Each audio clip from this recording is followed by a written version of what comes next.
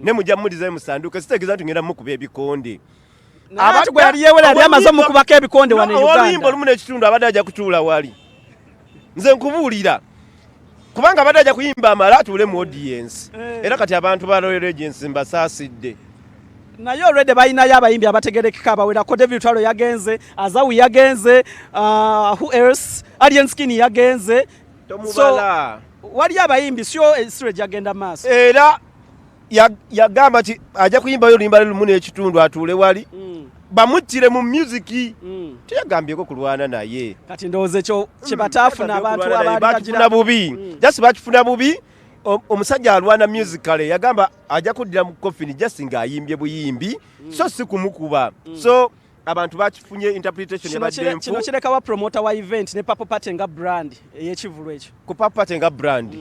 ne promoter nyingi ozo Jobs Link agenda kukomawo nga yeetaaga Pallaso omuyimbi kubanga bannayuganda ennyota yaabwe ya music omanyi waliwo abantu mu mbeera embi osobola okulya obummonde obusotte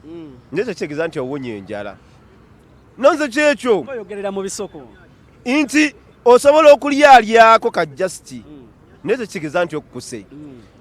promota ajja kukoma wano nga yeetaaga Pallaso omuyimbi owaddala kubanga ye agenda kubeerawo emirembe n'emirembe Jen ani yafiiriddwa mu kintu kino promoter yasasuddeko Pallaso oba abalabi abeeri ab'e London be bafiiriddwa okulaba Pallaso oba Pallaso yafiiriddwa okugenda ku show e London ani yaluzinze wano Pallaso teyafiiriddwa kubanga already yafunyeemu kimanyi bamusasudde kuba bagenda okutimba basooka kusasula so who lost I think bapromotinga kino ekintu bebaluzinze cause basasula already Pallaso so baba baluzinze sente zaabwe kubanga batagenda kuyimba buzibu bwabwe si buzibu bwa Pallaso yeah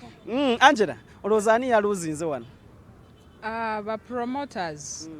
never fan be baluzinze kyogamba Pallaso teyaluzinze kintu wadde nadde yasasuddwa n'atayimba talina kye yafiiriddwa that is just small money whereby exposure yejja kuleetera more money in the future era talina kye yafiiriddwa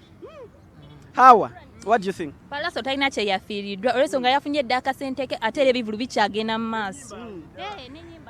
awo nno we tuli ekimenke kimaze tekikomawo ono yanyiizizza ono yankomezzaawo agenda bwide baga olimba tulinayo nimala malasake nzaala mu mmeka naye nga mulina mmeka ennyimba tuyina nnyingi bwe ntandika okuyimba tusulawo programu sigimalaako nziyimbe twazaalibwa kubalumya mitwe